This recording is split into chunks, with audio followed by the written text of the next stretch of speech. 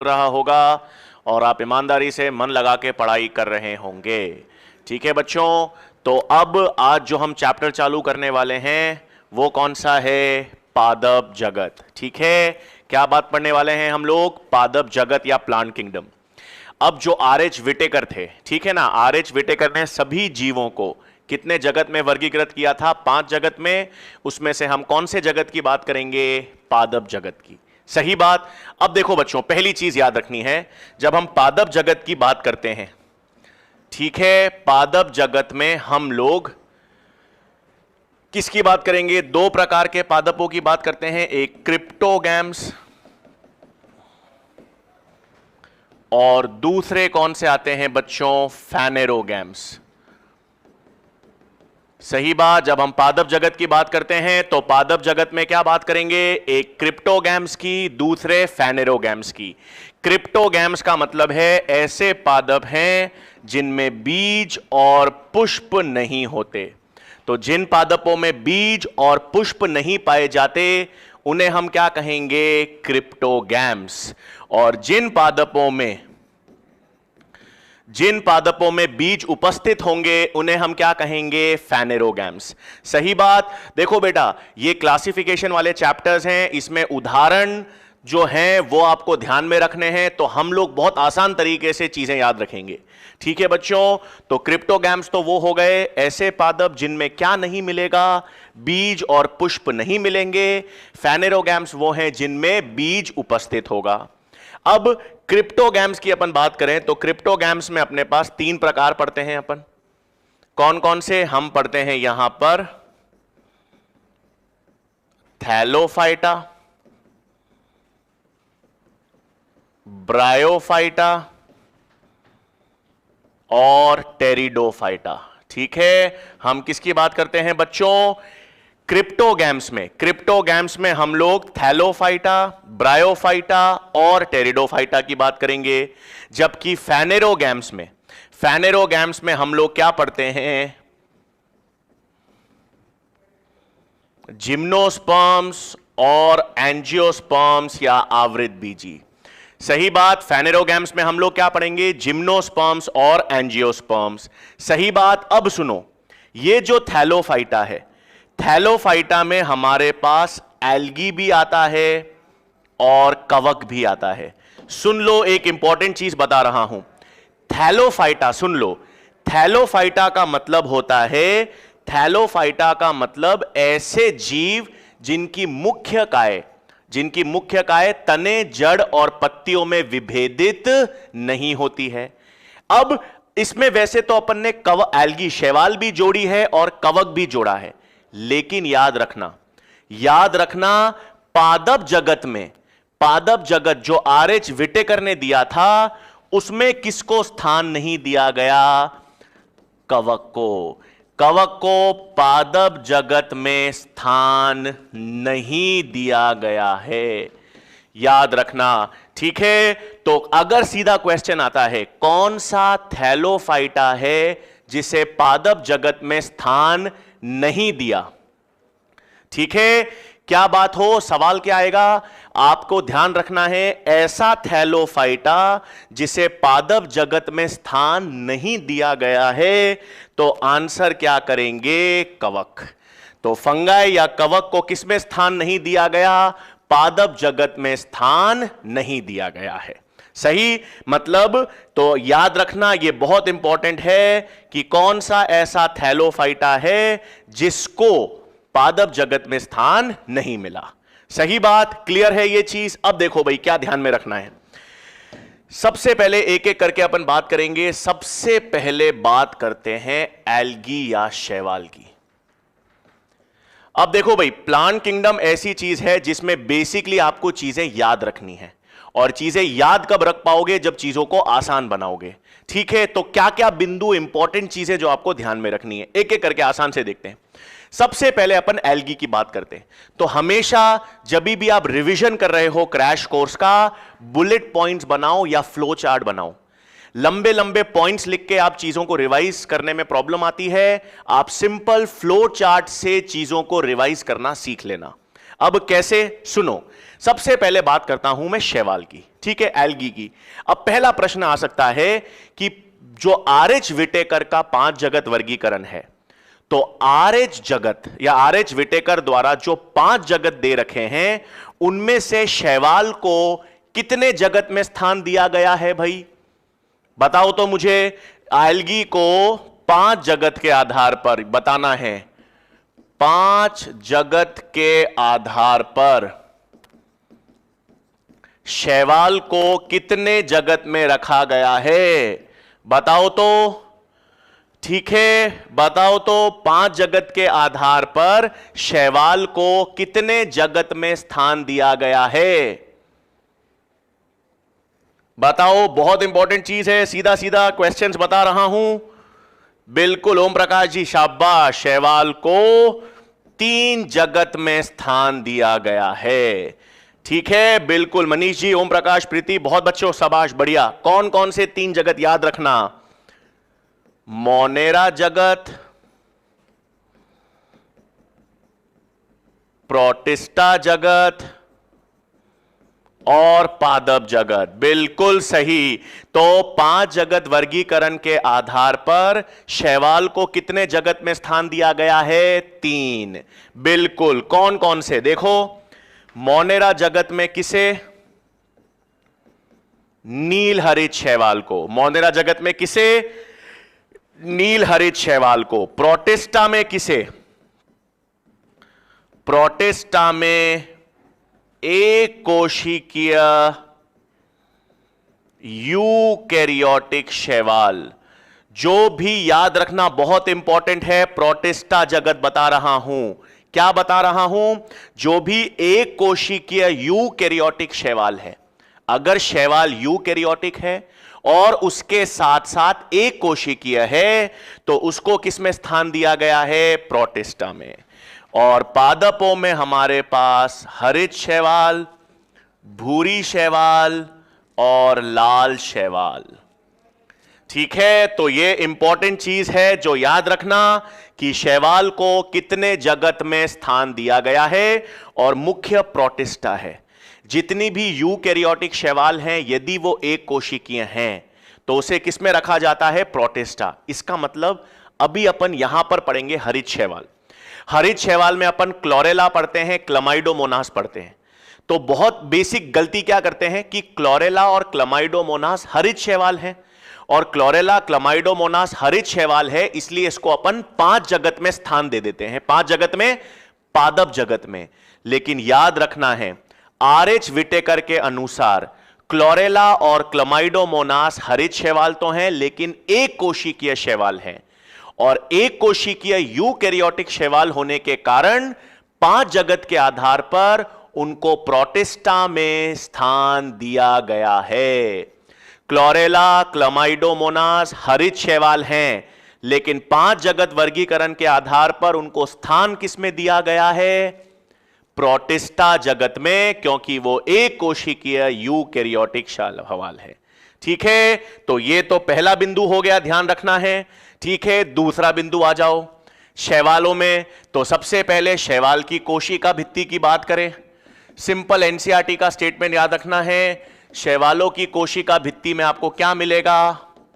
पादपों में रखा जाएगा तो सेल्यूलोज तो है ही, सेल्यूलोज के साथ साथ गैलेक्टेंस, मैनन्स, कैल्शियम कार्बोनेट और सिलिकॉन ऑक्साइड्स। ठीक है, ये बहुत इंपॉर्टेंट चीज। नेक्स्ट लक्षण जो शैवाल में याद रखना है वो है कोशिका भित्ति। शैवाल की कोशिका भित्ति में सेल्यूलोज है, गैलेक्टेंस है, मैनन्स है, और अकार्बनिक तत्व कौन से होंगे भाई?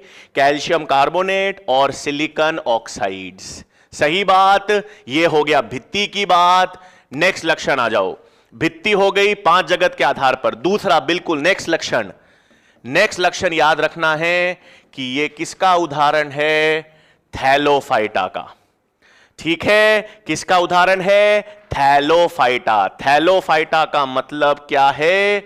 इनकी मुख्य काय थैलस है, और मुख्य काय थैलस का मतलब जो तने, पत्ती और जड़ों में विभेदित नहीं होती।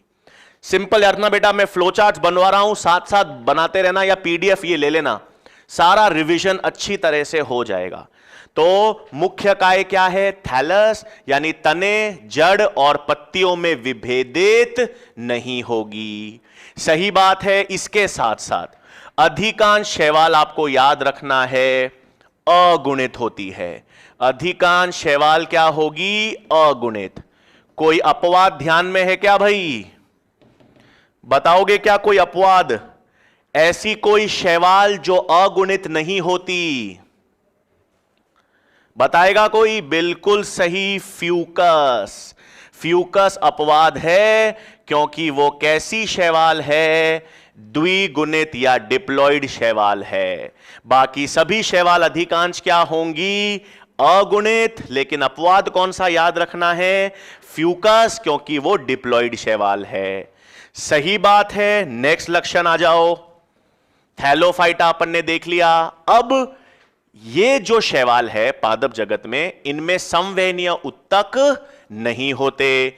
तो संवहनीय उत्तक नहीं होते, इसका मतलब ये क्या होती हैं? असंवहनीय या नॉन वैस्क्यूलर। ठीक है, असंवहनीय या नॉन वैस्क्यूलर का मतलब क्या हो गया भाई? कि इनमें संवहनीय उत्तक नहीं पाए जाते हैं। इनमें जाइलम और फ्लोएम जैसे संवहनीय उत्तक नहीं होंगे, तो असंवहनीय है। दूसरा बहुत इंपॉर्टेंट, इसमें जो युग्मनज बनता है, ठीक है, बहुत इंपॉर्टेंट पॉइंट है, सुन लेना। इनमें जो युग्मनज बनता है, वो युग्मनज बनते ही मियोसिस दर्शाता है। क्या होगा भाई? सामान्य रूप से क्या होता है? सामान्य रूप से जो युग्मनज है, वो युग्मनज क्या करता है? विकसित होता है और भ्रूण बनाता है। लेकिन शैवाल में जो युग्मनज है, वो बनते ही सीधे मियोसिस दर्शाता है। और मियोसिस दर्शाता है, इसलिए भ्रूण का निर्माण नहीं होता। किसका निर्माण नहीं होगा? शैवालों में भ्रूण का निर्माण नहीं होता, इसलिए इसे कहते हैं नॉन एम्ब्रियोफाइटा। तो सुन लो भाई, क्या क्या लक्षण ध्यान में रखने हैं वापस इस चार्ट से। 5 जगत के आधार पर स्थान मैंने कहां दे दिया वो बता दिया। भित्ति किससे बनी हुई है ये बता दिया। थैलस थैलोफाइटा का उदाहरण है। अगुणित हैं जिसमें अपवाद ध्यान में रखना है। संवेदनीय उत्तक नहीं होंगे, असंवेदनीय हैं। और युग्मनज भ्रूण का विकास नहीं करता, युग्मनज के स्तर पर सीधे मियोसिस होता है, बिल्कुल जाइगोटिक मियोसिस कहते हैं इसे। और इसलिए भ्रूण का निर्माण नहीं होगा। यानी ये किसका उदाहरण हो गई शैवाल? Non Embryophyta. सही बात, क्लियर इतनी चीज? ये तो याद ही है। नेक्स्ट लक्षण क्या याद रखना है? एल्गी में जनन। ठीक है, अब जनन जो है इनमें 3 प्रकार से हो सकता है। कायिक जनन, अलैंगिक जनन और लैंगिक जनन। अब एक चीज मुझसे पचाओ, मैं आपसे एक सवाल पूछ रहा हूं, मुझे जवाब देना। मुझे आप बताओ कौन सी ऐसी शैवाल है, ठीक है, कौन सी ऐसी शैवाल होगी एल्गी जिसमें लैंगिक जनन नहीं होगा? बताओ तो मुझे, मैंने आपसे प्रश्न पूछा है, मुझे जवाब दो। कौन सी ऐसी शैवाल है, कौन सी ऐसी शैवाल है जिसमें लैंगिक जनन नहीं पाया जाएगा? तो कैसे आंसर करोगे?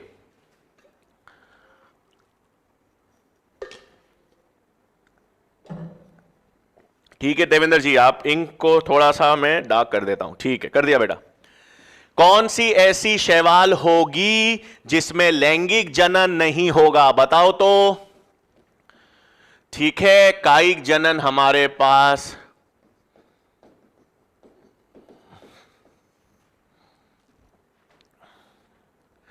ठीक है, बताओ भाई। याद रखना। अब देखो भाई क्या लॉजिक अपनाओगे इसमें, ऐसी शैवाल, अरे क्या कर रहे हो यार सब, ना ना ना ना ना ना ना ना ना ना ना ना ना। अब सुन लो क्या बड़ी गलतियां करते हो, बहुत बेसिक क्वेश्चन है, बहुत बेसिक गलतियां करते हो। सुन लो, बुद्धि जी ने एक जवाब सही आया है मेरे पास अभी तक, बिल्कुल सही, नील हरित शैवाल या ब्लू ग्रीन एल्गी। सुन तो लो, जो यूकैरियोटिक शैवाल है, आपको अंतर ध्यान है यूकैरियोट्स और प्रोकैरियोट्स में? यूकैरियोट्स और प्रोकैरियोट्स का प्रमुख अंतर होता है कि प्रोकैरियोट्स में लैंगिक जनन नहीं देखा जाता। क्या बात कर रहा हूं मैं? जो प्रोकैरियोट्स है, प्रोकैरियोट्स में वास्तविक लैंगिक जनन नहीं होता। तो यदि प्रोकैरियोट्स में वास्तविक लैंगिक जनन नहीं हो रहा, तो कौन सी शैवाल प्रोकैरियोटिक होती है भाई? नील हरित शैवाल या ब्लू ग्रीन एल्गी। तो ध्यान रखना, यदि क्वेश्चन आता है कि लैंगिक जनन किस में नहीं होता वास्तविक, तो वो प्रोकैरियोट्स हैं। और कौन सी शैवाल प्रोकैरियोट्स है? नील हरित शैवाल। ठीक है, तो कौन सी शैवाल आ जाए आपके पास, और शैवाल भी लिखा नहीं होगा आपके पास कि नील हरित शैवाल है, पहचानना पड़ेगा। ठीक है, जैसे स्पाइरुलिना किसका उदाहरण है? नील हरित शैवाल का। नॉस्टॉक, ऑसिलेटोरिया, एनाबीना, ये सब किसके उदाहरण हैं? नील हरित शैवाल के। ये सब प्रोकैरियोट्स हैं, इनमें वास्तविक लैंगिक जनन नहीं पाया जाएगा। सही, चलो ध्यान रखना। तो कायिक जनन जो होता है शैवालों में मुख्य रूप से किससे होता है? फ्रैगमेंटेशन के द्वारा या खंडन के द्वारा। अलैंगिक जनन याद रखना है, अलैंगिक जनन में किसका निर्माण होगा बच्चों? बीजाणु का।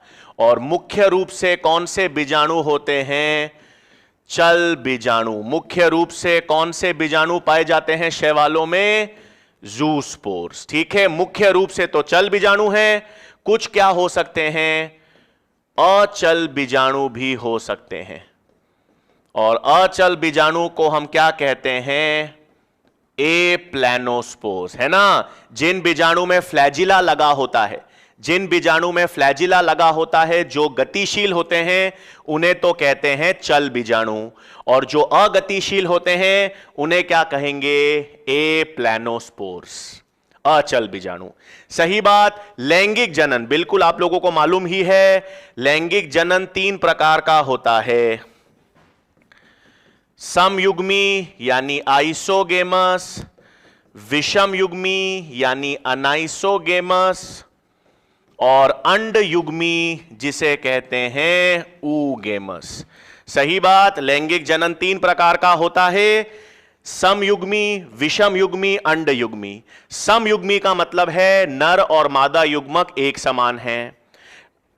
विषम युग्मी का मतलब नर और मादा युग्मक जो हैं वो असमान हैं।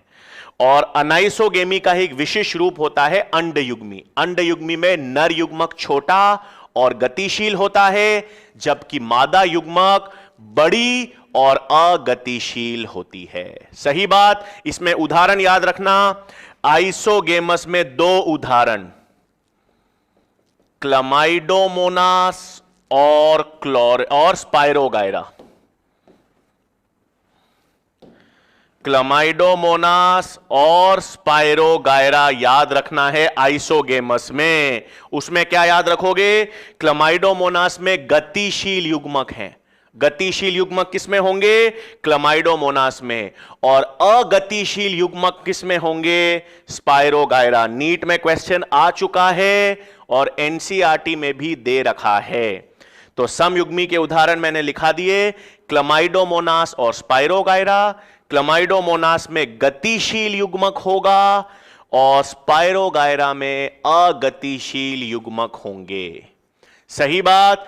ऊगेमस में उदाहरण, ऊगेमस में फ्यूकस, वॉल्वॉक्स, ये प्रमुख उदाहरण किसके हैं?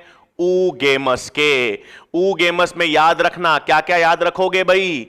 फ्यूकस और वॉल्वॉक्स जो है वो ऊगेमस है।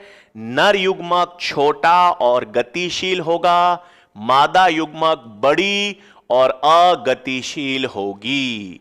सही बात है भाई। तो क्लियर है बिल्कुल चीज। अपन ने शैवाल की बात की है और शैवाल में जनन की बात कर ली है।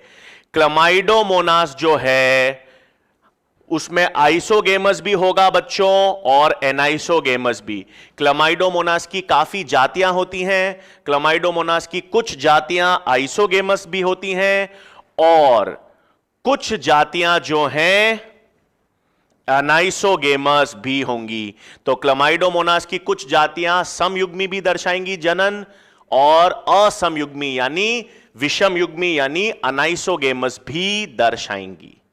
सही बात। तो ये तो अपन ने किसकी बात कर ली बच्चों? शैवाल की। सामान्य लक्षण शैवाल देखें अपन ने। अब सुनो, शैवाल जो है वो 3 प्रकार की है। कहां पर? पादप जगत में। कौन से 3 प्रकार की है भाई? लाल शैवाल, हरित शैवाल, भूरी शैवाल। लेकिन इन शैवालों का वर्गीकरण मुख्य रूप से किस आधार पर किया जाता है ना? आपको सब याद रखना है कि यह वर्गीकरण किस आधार पर होगा।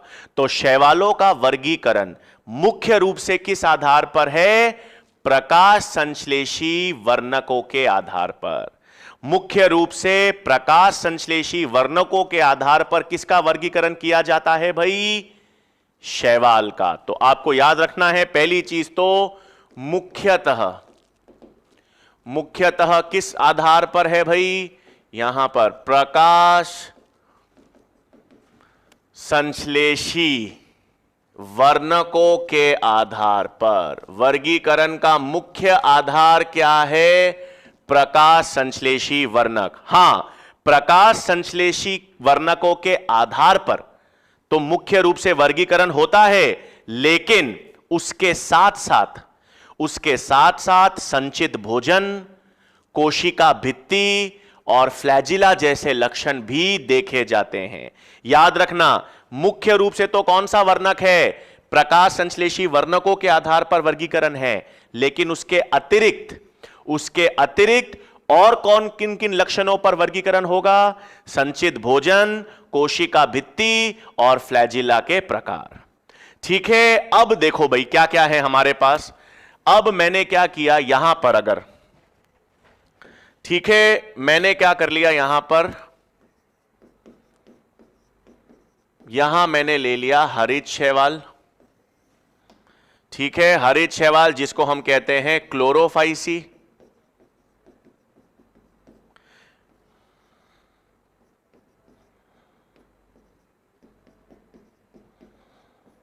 भूरी शैवाल या जिसे कहेंगे ब्राउन एल्गी।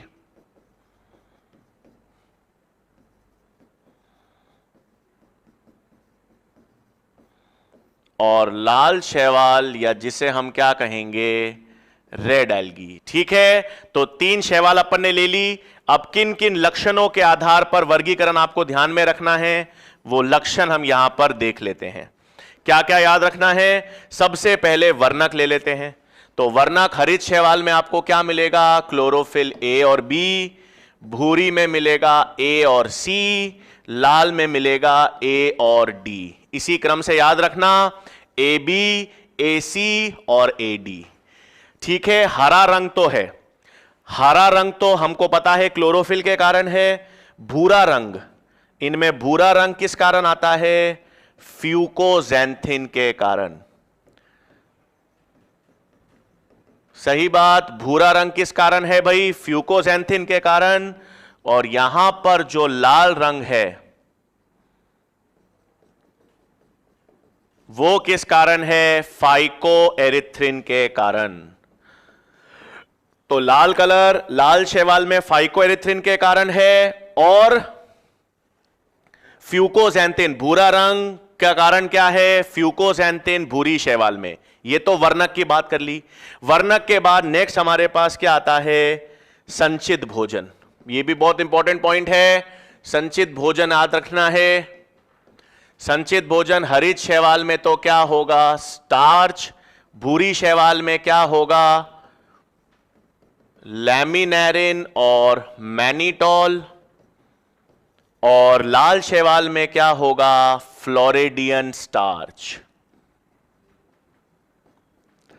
सही बात। तो आपको हरे शैवाल में संचित भोजन स्टार्च हो गया, भूरी शैवाल में लैमिनेरिन और मैनिटोल हो गया, और लाल शैवाल में फ्लोरिडियन स्टार्च हो गया। ठीक है, फिर आता है कोशिका भित्ति। अब देखो भित्ति में क्या चीज है, भित्ति में सभी में सेल्यूलोज है। आज एक चीज याद रखना, सेल्यूलोज जो है वो सभी की कोशिका भित्ति में है। हरी में भी है, भूरी में भी है, लाल शैवाल में भी है, तीनों में सेल्यूलोज है। फर्क क्या है, सुनो।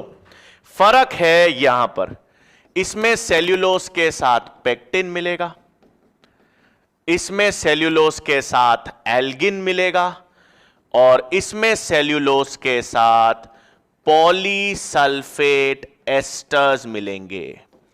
ठीक है, याद रखना भाई, तीनों के अंदर या तीनों की कोशिका भित्ति में सेल्यूलोज तो मिलेगा ही।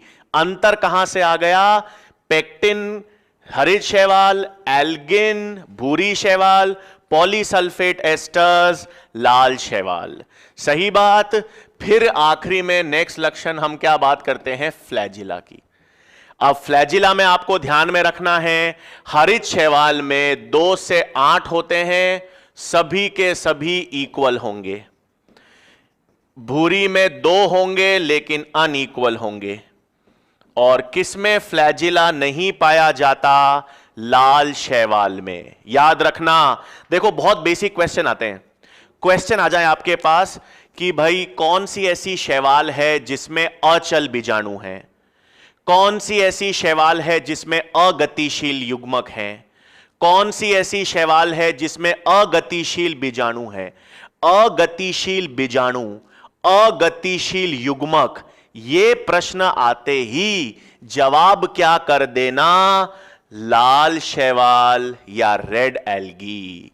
लाल शैवाल में फ्लैजिला नहीं मिलता, इसका मतलब अगतिशील युग्मक आए, अगतिशील बीजाणु आए, आप आंसर क्या कर दोगे, लाल शैवाल। क्या आंसर कर दोगे भाई, लाल शैवाल। सही बात। अच्छा, आवास भी याद रखना है, तो सारे जलीय, सारी शैवाल कहां मिलती है, जल में मिलती है, सारी एक्वेटिक या जलीय है। अब जल तो शुद्ध प्रकार का भी, शुद्ध जल भी होता है और लवणीय जल भी होता है। सही बात। तो याद रखना, जो हरित शैवाल हरित शैवाल जो है वो शुद्ध और लवणीय जल दोनों में मिलती है ना। हरित शैवाल जो है वो समान रूप से क्या मिलती है, हरित शैवाल शुद्ध और लवणीय जल में मिलती है। अब भूरी शैवाल और लाल शैवाल प्रमुख रूप से, है ना, भूरी शैवाल और लाल शैवाल प्रमुख रूप से लवणीय जल में मिलेगी। सही बात। हम कहते हैं ना वो समुद्री खरपतवार होती हैं, सीवीड्स, तो समुद्री खरपतवार या सीवीड्स में क्या शामिल होते हैं, भूरी शैवाल और लाल शैवाल शामिल होते हैं। ठीक है, तो लवणीय जल में पाई जाने वाली प्रमुख शैवाल कौन सी होंगी, भूरी और लाल। और शुद्ध और लवणीय जल दोनों में कौन सी शैवाल पाई जाएगी, हरित शैवाल पाई जाएगी। हां, आपसे एक और चीज पूछ लें, ऐसी शैवाल जो समुद्र की सतह पर और गहराई दोनों में मिले। ठीक है, आपसे क्या क्वेश्चन पूछ ले भाई कि जो ऐसी शैवाल बताओ जो समुद्र की सतह पर और गहराई दोनों में मिले। तो गहराई में मिलने वाली शैवाल कौन सी होगी, लाल शैवाल। टेक्निकल टीम प्लीज चेक कीजिए, कमेंट्स दिखने बंद हो गए हैं मुझे। तो लाल शैवाल याद रखना एक ऐसी शैवाल है जो सतह पर भी मिलेगी समुद्र के, और सतह के साथ साथ गहराई में भी पाई जाएगी। तो समुद्र की गहराई में प्रमुख शैवाल जो मिलेगी वो कौन सी है बच्चों, लाल शैवाल। ठीक है, आ जाओ चलें आगे।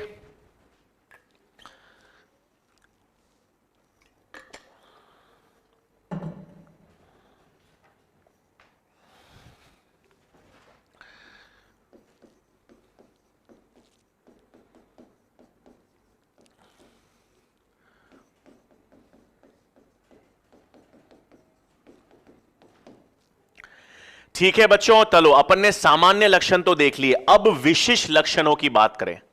ठीक है, अब किसकी बात कर रहे हैं? विशिष्ट लक्षण। और ये विशिष्ट लक्षण हमेशा शैवालों को पहचानने में आएंगे। ठीक है, अब देखो कैसे पढ़ोगे। सबसे पहले अपने पास कौन सी आ गई है? हरित शैवाल। हरित शैवाल के तो सारे सामान्य लक्षण अपन ने देख लिए। वो वर्णक कौन से हैं, संचित भोजन कौन से हैं, कोशिका भित्ति कैसी है, फ्लैजिला कितने हैं, और शुद्ध और लवणीय जल में पाए जाएंगे। सामान्य लक्षण देख लिए। विशिष्ट लक्षण जो आपको हरित शैवाल में याद रखने हैं, कैसे? आपको सबसे पहले याद रखना है कि सभी शैवालों में से सबसे विकसित शैवाल कौन सी है? हरित शैवाल। ठीक है, सबसे विकसित लक्षण, सबसे विकसित शैवाल कौन सी है? हरित शैवाल। अब सबसे विकसित क्यों?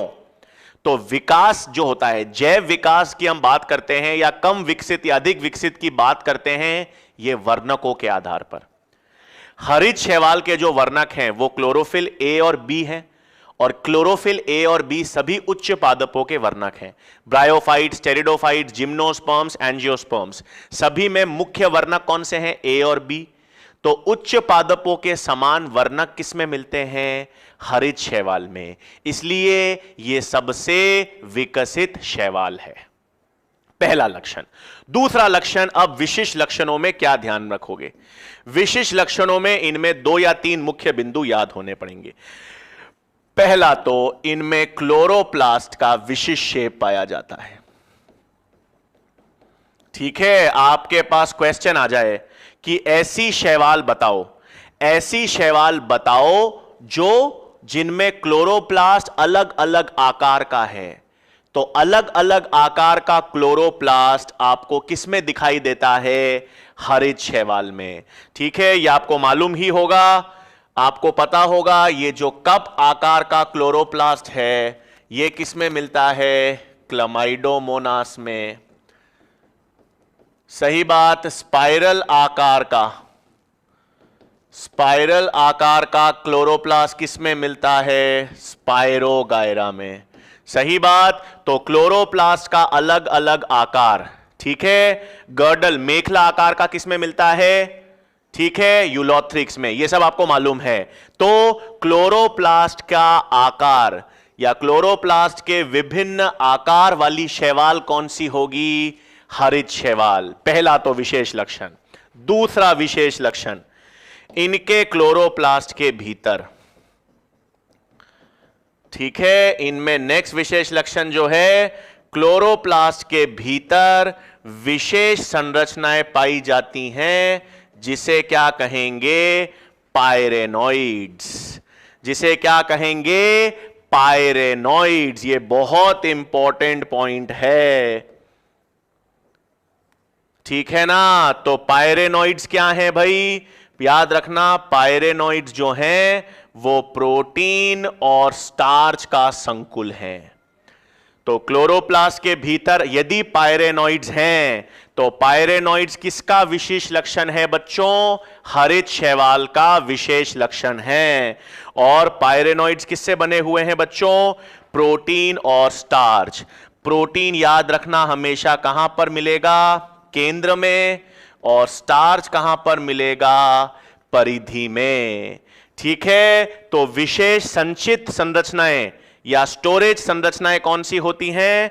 पायरेनोइड्स। इसमें एक प्रोटीन का केंद्र होता है और परिधि किसकी बनी होती है? स्टार्च की। और क्लोरोप्लास्ट के भीतर यदि पायरेनोइड्स हैं तो वो किसका लक्षण हो गया? हरित शैवाल का। तो हरित शैवाल के 2 विशेष लक्षण, एक तो क्लोरोप्लास्ट के आकार अलग अलग प्रकार के, और क्लोरोप्लास्ट के भीतर क्या मिलेंगे? पायरेनोइड्स। सही बात। अब सारा खेल देखो, क्लासिफिकेशन वो प्लांट किंगडम हो, एनिमल किंगडम हो, बैक्टीरिया, कोई भी वर्गीकरण हो, उसका सारा खेल जो है वो उदाहरण पर है। जब तक आप उदाहरण याद नहीं रखोगे कोई लक्षण काम नहीं करेंगे। क्योंकि क्वेश्चन आएगा कि पायरेनोइड्स किस में पाए जाते हैं, पायरेनोइड्स किस में पाए जाते हैं, तो क्वेश्चन आपको नील हरित शैवाल, नील हरित शैवाल या भूरी शैवाल, लाल शैवाल तो लिखेगा नहीं। वो तो क्या लिखेगा? Chlorella, Fucus, Ulothrix. तो आपको उदाहरण जब तक पता नहीं होंगे क्लासिफिकेशन के प्रश्न हल नहीं होते। ठीक है, तो अब क्या ध्यान में रखना है, उदाहरण।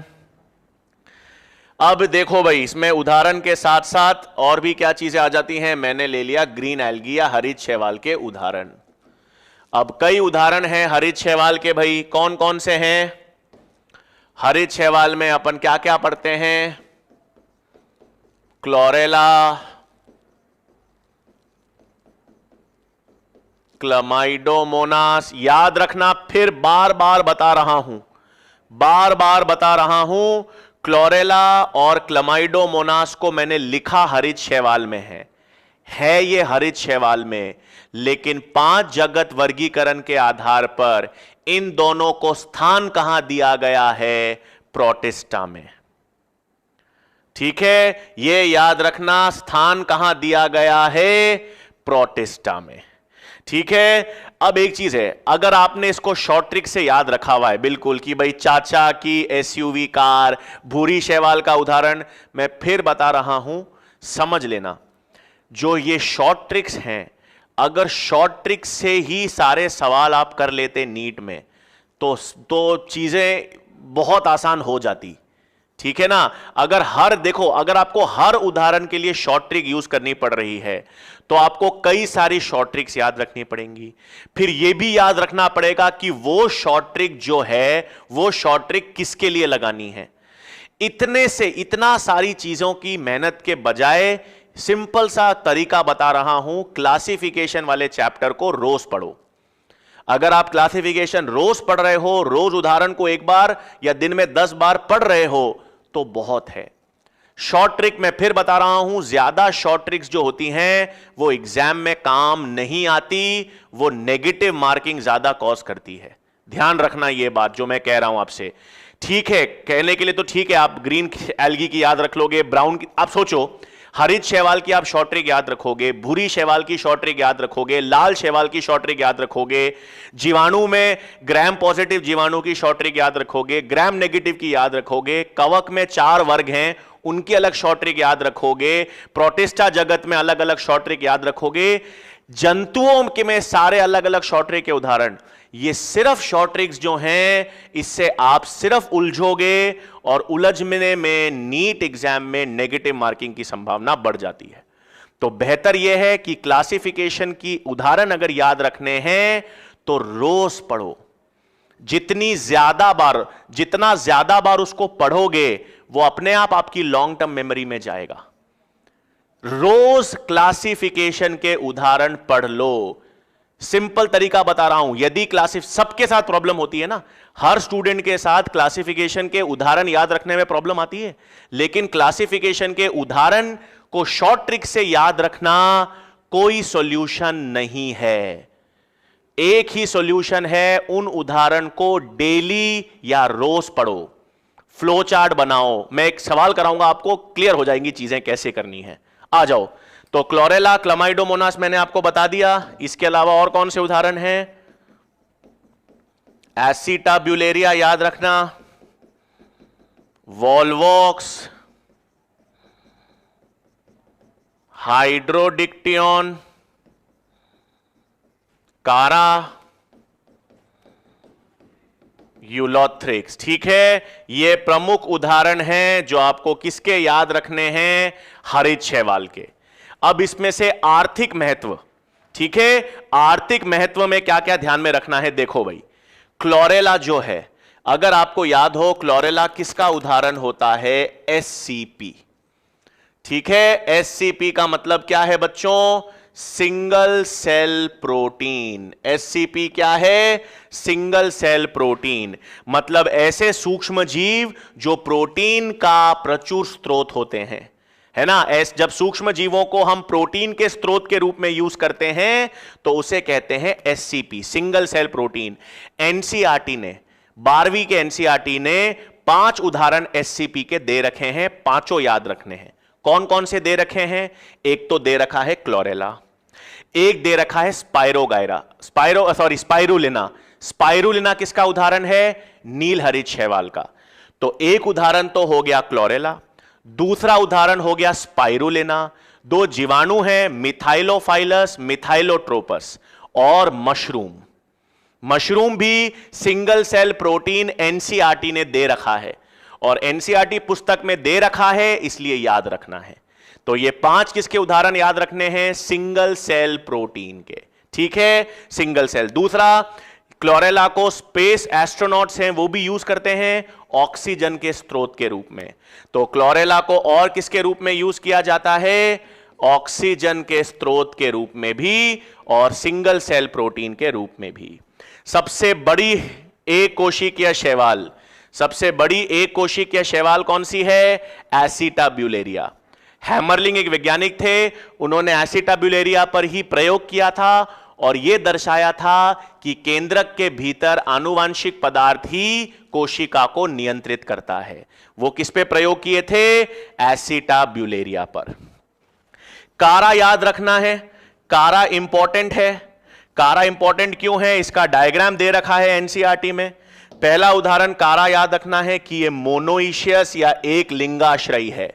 मोनोइशियस कारा एक लिंगाश्रयी का मतलब है एक ही पादप पर या एक ही शैवाल पर नर और मादा जननांग दोनों पाए जाते हैं। तो एक ही पादप पर नर और मादा जननांग दोनों पाए जाते हैं, इसलिए मोनोइशियस है। और दूसरा, इसकी भित्ति में यह क्वेश्चन आ जाए, किसकी भित्ति में कैल्शियम कार्बोनेट मिलेंगे?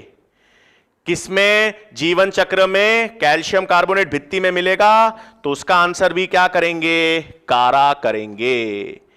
ठीक है भाई। तो इसके अलावा और उदाहरण क्या याद रख सकते हो? स्पाइरोगायरा। ठीक, तो क्लोरेला, क्लमाइडोमोनास, एसिटाब्यूलेरिया, वॉल्वॉक्स, हाइड्रोडिक्टियन, कारा, यूलोथ्रिक्स, स्पाइरोगायरा, ये हरित शैवाल हैं। डायग्राम एनसीईआरटी में कौन कौन से हैं? डायग्राम एनसीईआरटी में किसका दे रखा है? क्लमाइडोमोनास का दे रखा है, वॉल्वॉक्स का दे रखा है, ठीक है, स्पाइरोगायरा का दे रखा है। तो जो भी डायग्राम एनसीईआरटी में दे रखे हैं वो पता होने चाहिए। ठीक है भाई, क्लियर बिल्कुल चीज। तो अपने पास ये तो किसके उदाहरण अपन ने देख लिए? हरित शैवाल या ग्रीन एल्गी। अब आ जाओ नेक्स्ट भूरी शैवाल पर।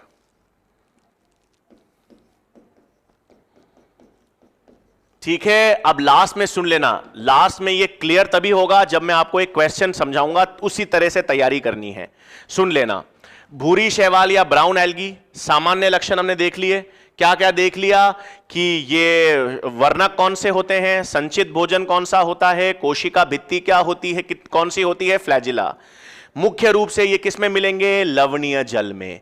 मुख्य रूप से आपको याद रखना है, मुख्य रूप से ये किस प्रकार के जल में पाए जाते हैं? लवणीय जल में। ठीक है, अब इसके लक्षण क्या करो? इसका लक्षण क्या करोगे? भूरी शैवाल के विशिष्ट लक्षण में क्या ध्यान में रखना है? आ जाओ। विशिष्ट लक्षण में भूरी शैवाल में सबसे पहले साइज। इसका मतलब यदि आपसे क्वेश्चन आए एसिटोकार्पस और फ्यूकस का जीवन चक्र, शिवम जी जब मैं जीवन चक्र सभी पादप जगत का पढ़ाऊंगा तभी हैप्लॉन्टिक और डिप्लॉन्टिक बताऊंगा, अभी बीच में नहीं बताऊंगा। ठीक है, अब सुनो, किसकी बात हो रही है? भूरी शैवाल के विशिष्ट लक्षण की।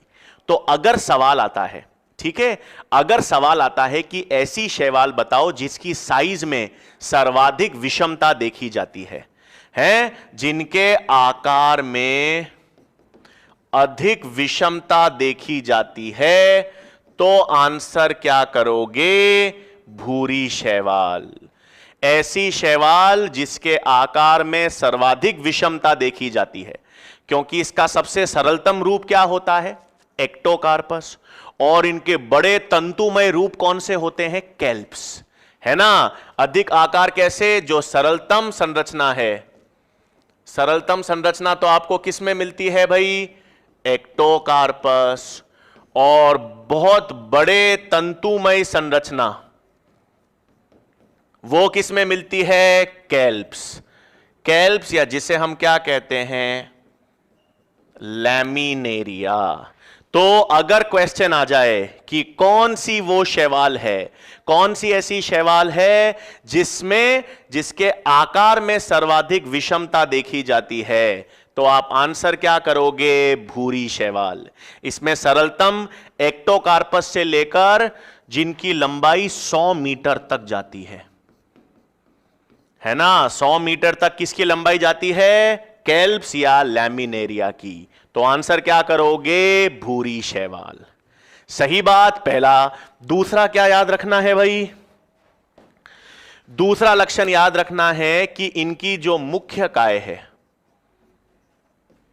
ठीक है, मुख्य काय जो होती है वो पत्ती रूपी फ्रॉन्स, तने रूपी स्टाइप और जड़ रूपी होल्ड फास्ट में विभेदित होती है।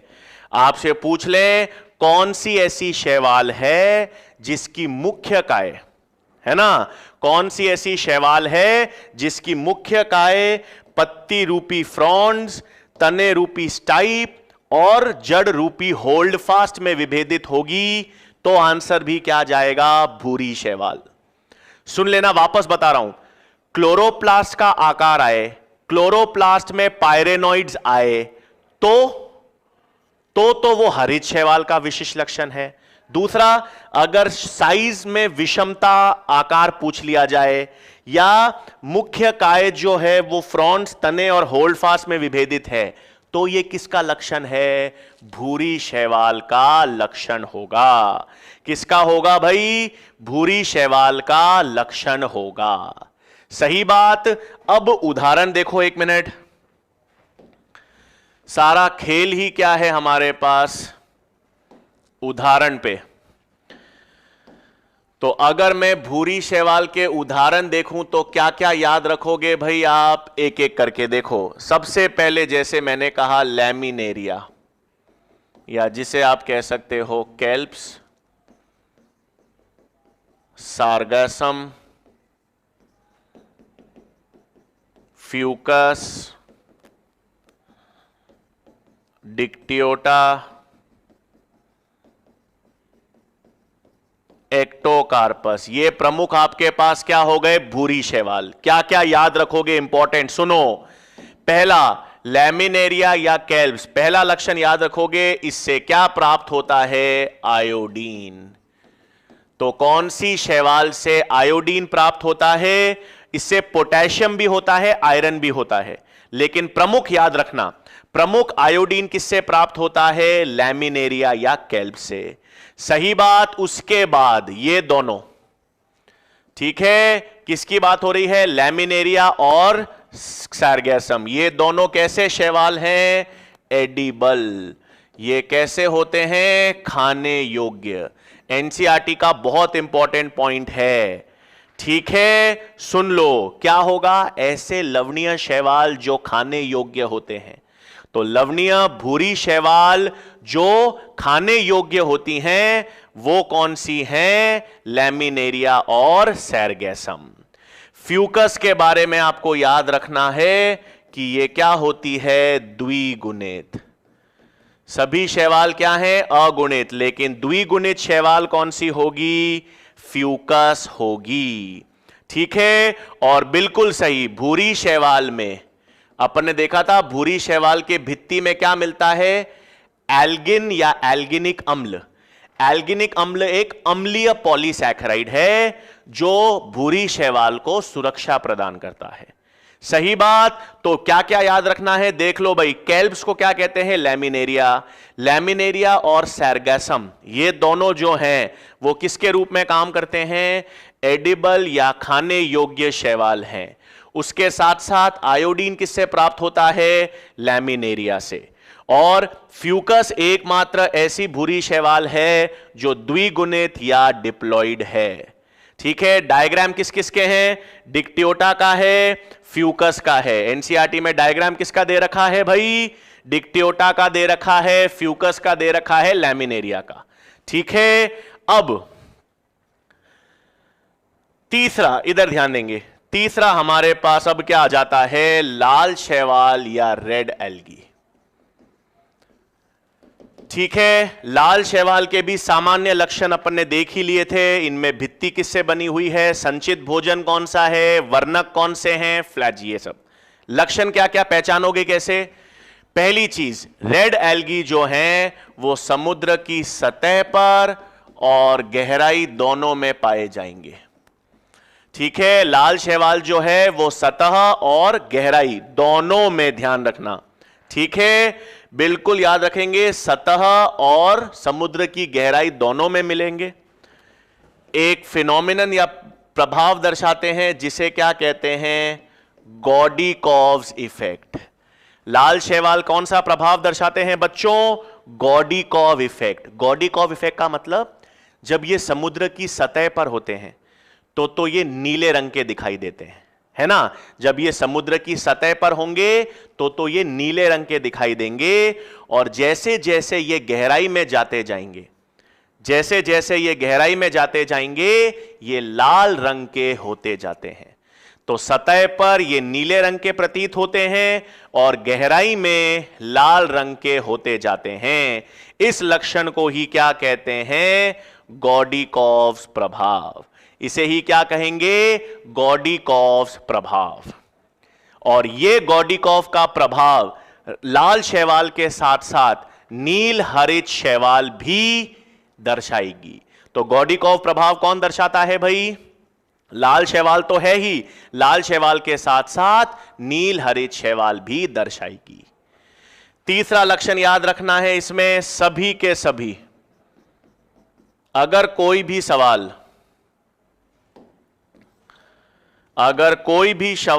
आता है, वो आता है अगतिशील युग्मक पर या अगतिशील बीजाणु पर, तो मैंने आपको बताया वो आंसर क्या होगा, रेड एल्गी। वो क्या होगा, रेड एल्गी ही होगा।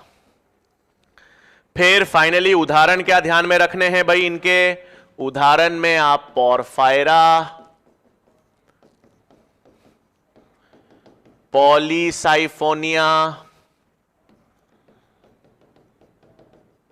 जेलिडियम, ग्रेसिलेरिया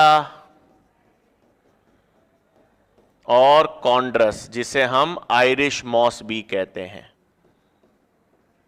ये प्रमुख उदाहरण याद रखने हैं। क्या क्या लक्षण ध्यान में रखोगे, इधर देख लो भाई। पोरफायरा जो है अगेन वो कैसी है, खाने योग्य या एडिबल। तो 3 शैवाल हैं, ठीक है, 3 शैवाल हैं जो आपको याद रखना है, खाने योग्य हैं। कौन कौन सी, 2 तो भूरी शैवाल थी, लैमिनेरिया और सैरगैसम, और एक लाल शैवाल है पोरफायरा। ये तीनों लवणीय जल की शैवाल हैं, तीनों लवणीय जल की शैवाल हैं। एक लाल है, 2 भूरी है, ये तीनों खाने योग्य हैं। फिर है पॉलीसाइफोनिया, जेलिडियम और ग्रेसिलेरिया, बहुत बार पढ़ चुके हैं।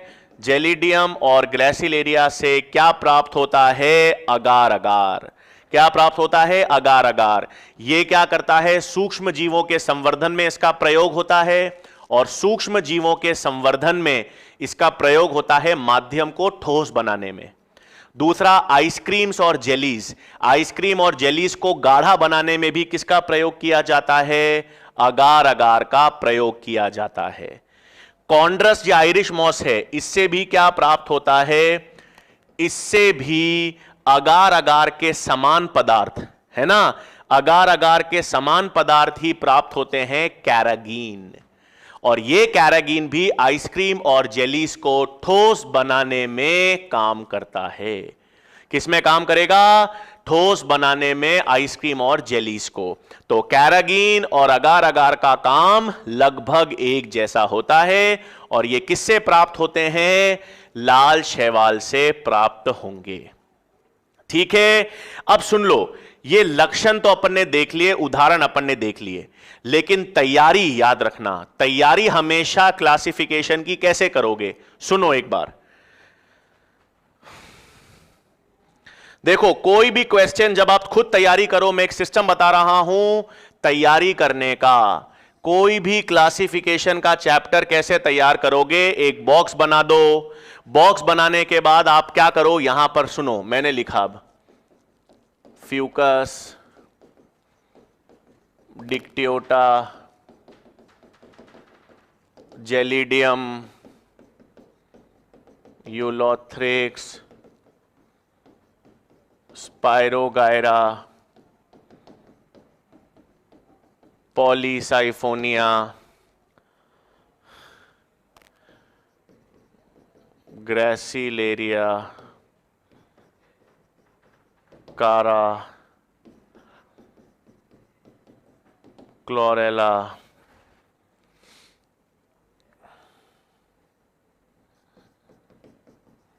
Dictyota, laminaria, porphyra. ठीक है, याद रखना जब भी क्वेश्चंस या खुद आप रिवीजन कर रहे हो तो रिवीजन को ऐसे तरीके से पढ़ना। देखो ये तो मैंने सिर्फ शैवाल के लिए किया है। पादप जगत में शैवाल है, फिर ब्रायोफाइट्स हैं, फिर टेरिडोफाइट्स हैं, फिर जिम्नोस्पर्म्स हैं। मतलब अभी तो अपन शुरुआत कर रहे हैं एल्गी से, फिर ब्रायोफाइट्स पढ़ेंगे, फिर टेरिडोफाइट्स पढ़ेंगे, फिर जिम्नोस्पर्म।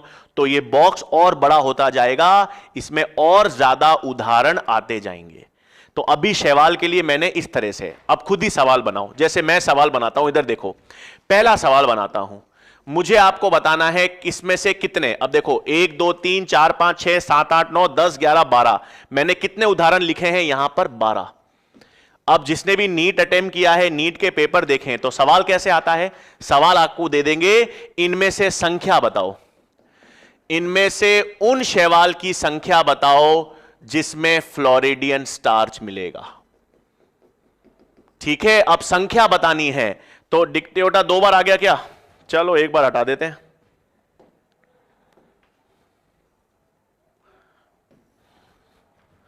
ठीक है भाई, मैंने डिक्टियोटा हटा दिया।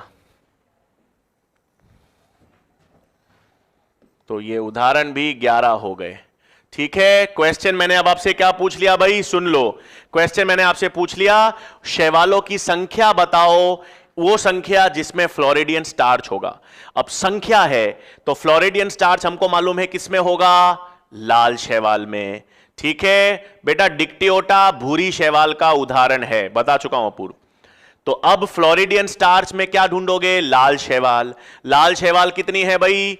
कौन सी है? 1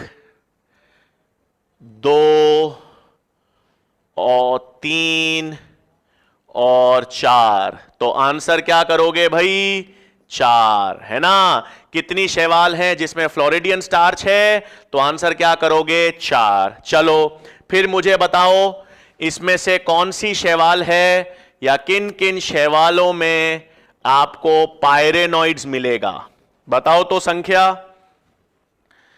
कौन कौन सी शैवाल है जिसमें आपको पायरेनोइड्स मिलेंगे? संख्या बतानी है।